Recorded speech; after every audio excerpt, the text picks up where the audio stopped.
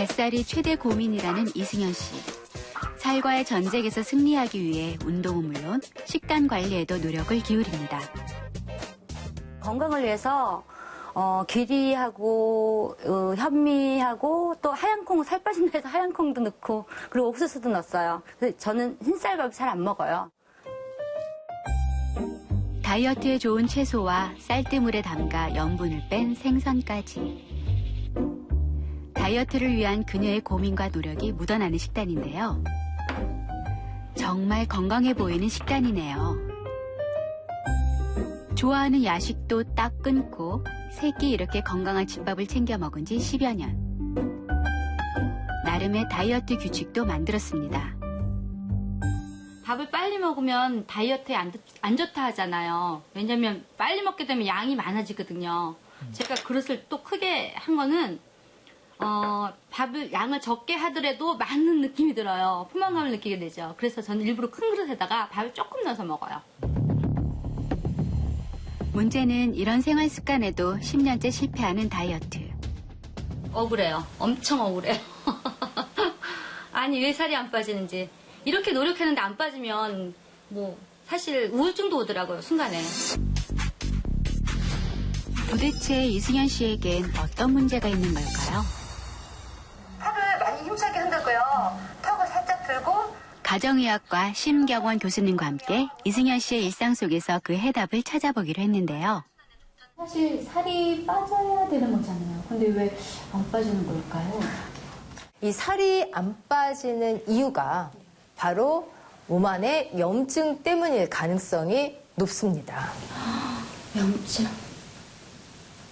우리가 생각할 때 어디가 아픈 거? 네, 어디가 이렇게 뭐 곱는다든지 상처가 덧난다든지 약간 이런 게 염증 반응 아닌가? 뭐 다른 게 그거는 있나요? 또? 이제 일반적인 급성 염증, 아. 어디 다치거나 네. 뭐 균이 침입했을 때고 이렇게 이제 살이 안 빠지거나 비만이 되는 이유가 바로 이제 만성 염증이라는 염증 중에서도 가장 나쁜 염증에 속하는 거죠.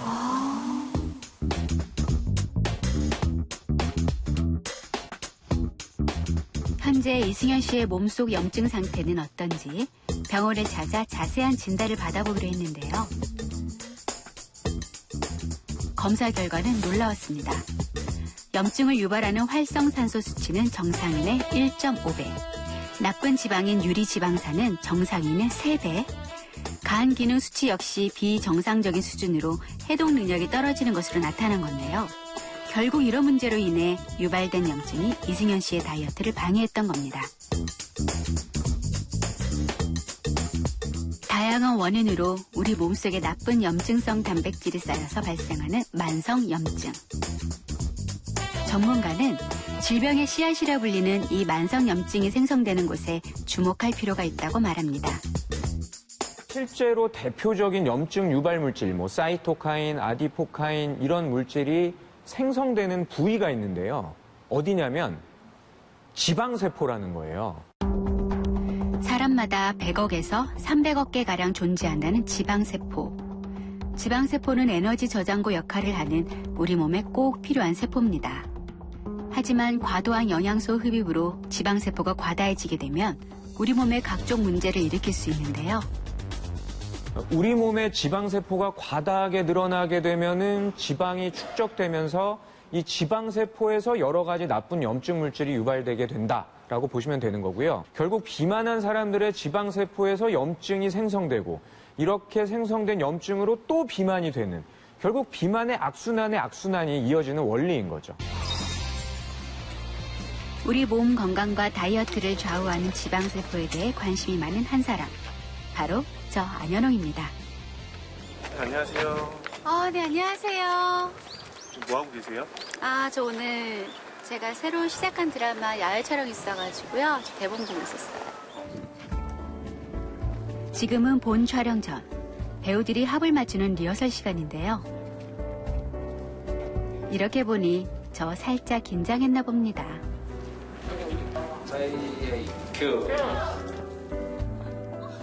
드디어 촬영 시작. 카메라 앞에 서는 건 언제나 기분 좋은 긴장이 함께하는 일입니다. 커트. 이제 됐고요.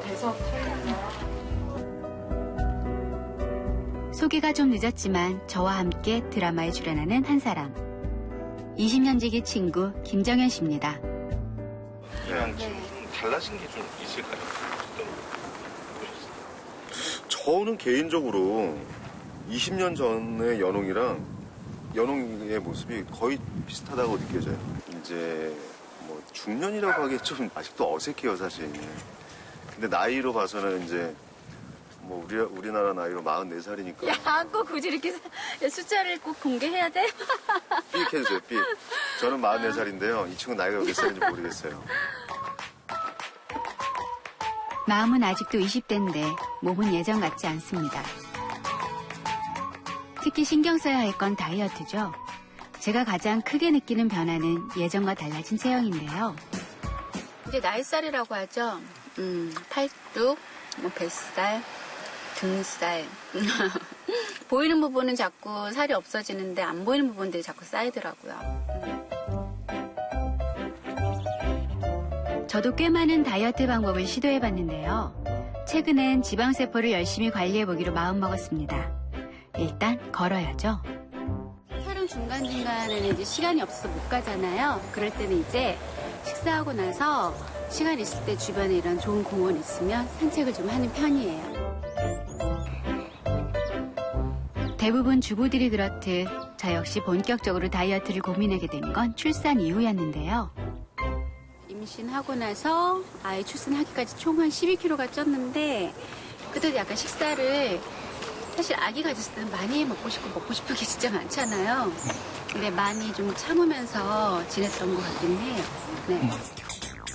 다이어트 참 어렵네요. 어렸을 때지만 이렇게 비만이 되기 시작하면 지방 크기가 틀려진다고 제가 알고 있거든요. 그래서 보통 아이보다 지방이 더 커져가지고 이 다음에 성인이 돼서라도 다이어트 하는 게 굉장히 힘들어지고 또 각종 성인병을 또 달고 사는 그런 모습을 제가 많이 봤기 때문에 예방 차원에서 다이어트를 시키고 있어요. 지방세포의 수가 결정되는 시기는 3세 이하의 유아기. 이 시기가 지나면 비만은 지방세포의 수가 아닌 크기에 의해 결정되는데요. 성장 과정에서 잘못된 식습관이나 과도한 음식물 섭취는 지방세포의 크기를 늘려 어른이 되어도 다이어트를 힘들게 만듭니다. 소아 비만이 성인 비만으로 연결될 수밖에 없는 이유는 이 소아 시기가 어떤 식습관이라든지 운동 습관이라든지 즉 비만을 좌우하는 굉장히 중요한 생활 습관이 형성되는 시기이기 때문입니다. 따라서 이 영아 비만인 경우에는 고도 비만이나 초고도 비만으로 이어질 수 있어서 매우 위험한데 이때는 지방세포가 분열을 해서 수가 늘어날 수 있기 때문에 비만이 되지 않도록 주의를 해야 됩니다. 관리에 따라 늘어나기도 줄어들기도 하는 지방세포. 만약 지방세포가 커지면 우리 몸에 어떤 영향을 미칠까요? 우리 몸속에 들어온 지방은 1차적으로 지방세포에 저장됩니다. 그런데 이때 과도하게 공급된 영양분으로 더 이상 지방세포의 저장이 어려워지면 지방은 혈관을 타고 몸 곳곳으로 이동하는데요. 이렇게 간이나 신장, 췌장, 그리고 장기 사이사이에 자리 잡은 지방은 장기 고유의 기능을 떨어뜨리고 각종 염증 반응을 유발합니다. 이것을 지방세포가 만들어내는 지방 독성이라고 하는데요. 지방 독성은 지방이 과다해서 일어나는 우리 몸의 여러 가지 부작용을 통틀어서 얘기하게 되는데 이런 장기 사이사이에 낀 지방들은 특유의 장기 기능을 떨어뜨리게 되고 결과적으로 고지혈증, 고콜레스테롤 혈증, 그리고 동맥경화나 암까지도 유발되기 때문에 결과적으로는 비만으로 인해서 암 발병 위험도 증가된다고 볼 수 있습니다. 일반적으로 살이 찐다는 것은 지방세포가 많아지는 게 아니라 기존의 지방세포의 사이즈가 커지는 것으로 이 지방세포의 수는 사람마다 타고난 수가 다를 수 있습니다. 정상적인 사람이라도 이 지방세포의 크기가 400배 정도까지 커질 수 있기 때문에 결국은 지방세포의 크기가 비만을 좌우하는 지표라고 볼 수 있습니다. 지방세포의 중요성이 알려지면서 지방세포를 제대로 공부하는 사람도 늘고 있는데요. 헬스 트레이너 김진우 씨도 그중 한 명입니다. 후. 마지막 하나 더. 후. 그는 다이어트뿐만 아니라 회원들의 운동 능력치를 높여주는 트레이너로도 유명한데요. 여기서 뭔가 좀 가동 범위 늘린다고 하시는 거 보니까 좀 새로운 방법인 것 같아서 좀 흥미가 생기는 것 같아요. 올해로 트레이너 생활 15년 차. 2PM, 애프터스쿨, 배우 박보영 씨 등 유명 연예인 역시 그의 손을 거쳐갔습니다. 그런데 몸짱 트레이너 김진우 씨의 과거는 사실 소아비만 소년이었습니다. 제가 초등학교 6학년 때부터 6학년 때 거의 몸무게가 한 60kg 정도 나갔고요.